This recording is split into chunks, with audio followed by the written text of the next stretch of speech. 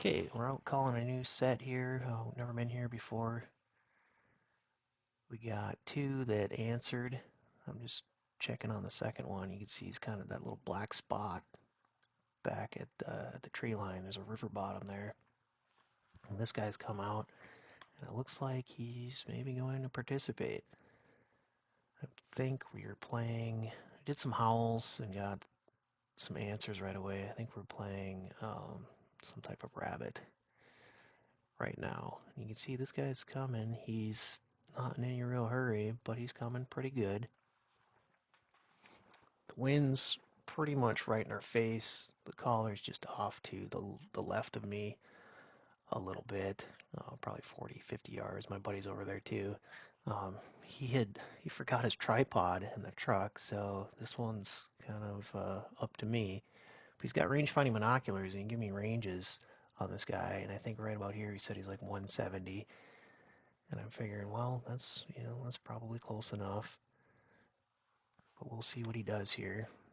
He looks back, and I thought maybe his buddy was coming, so I checked back on him. Nope, he's still there, back at the tree line. So thinking, I'm gonna try this guy here. 170 should be plenty close.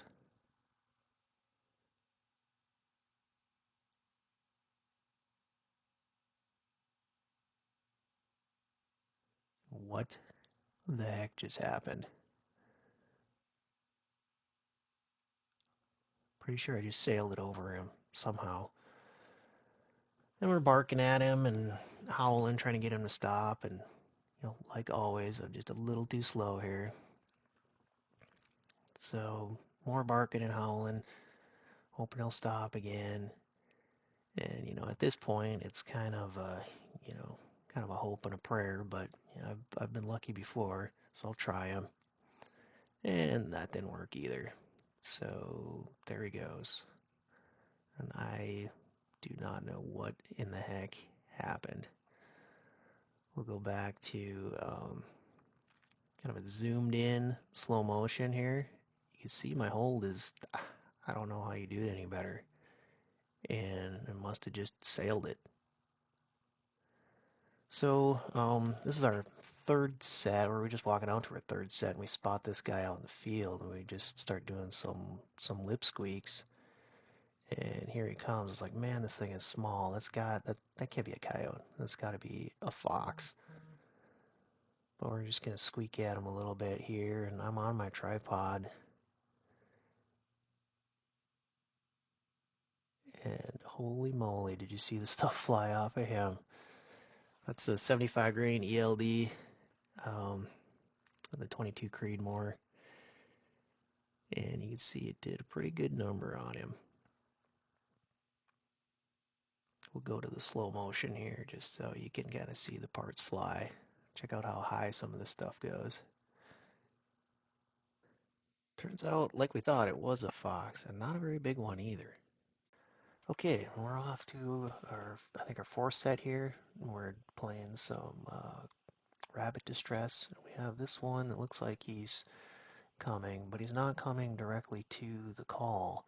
The call is kind of off to my right and behind me. It's out in this field a little ways, but to my right and behind me, and he's not coming straight to it. He's going to try to get in this grassy ditch area that we have, we're kind of set up on. And I'm thinking, that could be bad, because he could keep going and get in the tree line, get all the way behind us and get downwind, and there wouldn't be much I could do. Or if he gets in the bottom of this ditch and takes that ditch all the way up the edge of the field, it could be real good, because it should funnel him right to me. You can see that he gets in the ditch, and I'll just catch glimpses of him here and there, but he's coming. And while we're kind of waiting on that, I want to revisit that miss that I had on the first set there.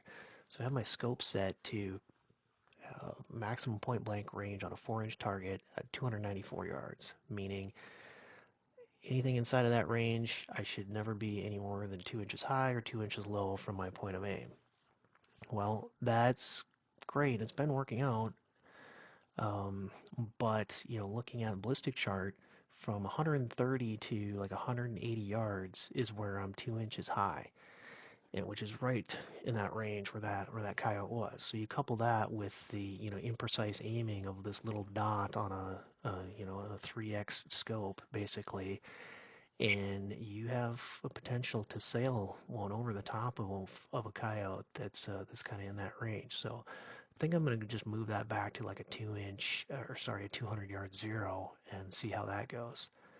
And back to this coyote, he's coming, but there's a lot of grass and even little cottonwood trees in here I'm a little bit worried about, so I'm going to take my first clear shot at him.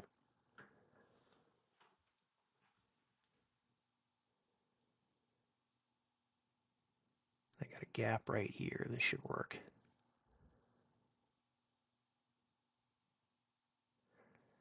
Nailed him with that 75 grain ELDM, and when you get a chest on shot, it just folds them straight up, and they don't even hardly twitch.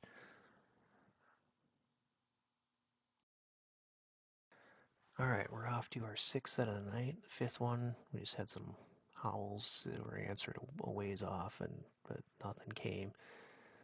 Here we started off some howls and did some prey distress, and we actually had one that came in behind us through the woods, which we weren't really prepared for.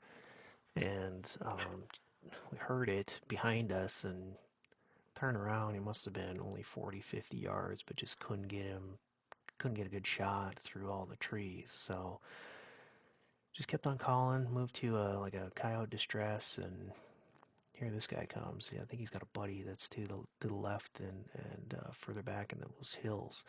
And this guy's coming nice. I'm just gonna let him come because, well, especially after the miss on that first one, I kind of want him nice and close.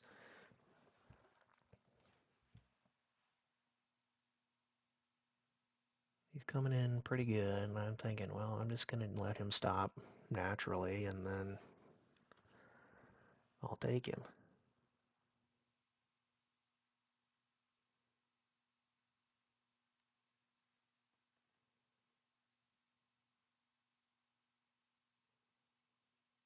Of course, about as soon as he does, he sees something weird, sees something he doesn't like, he takes off. So I start barking and yipping at him, and I have a feeling he's gonna stop.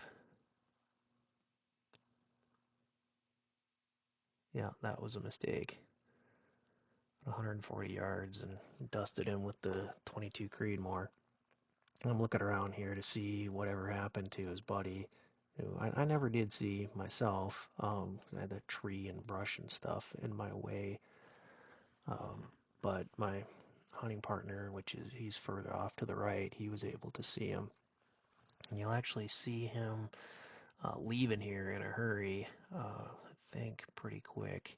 Off the upper right hand corner there, you see him running across the hillside there, which is something I never noticed when I was out there, but it's always kind of cool to see what actually happened when you go reviewing the footage. But that was it for the night. It was about 4 a.m. and that was plenty. So we packed her up. Only two coyotes and one fox, but we're hunting all new spots and it's always a learning experience. So we'll take it.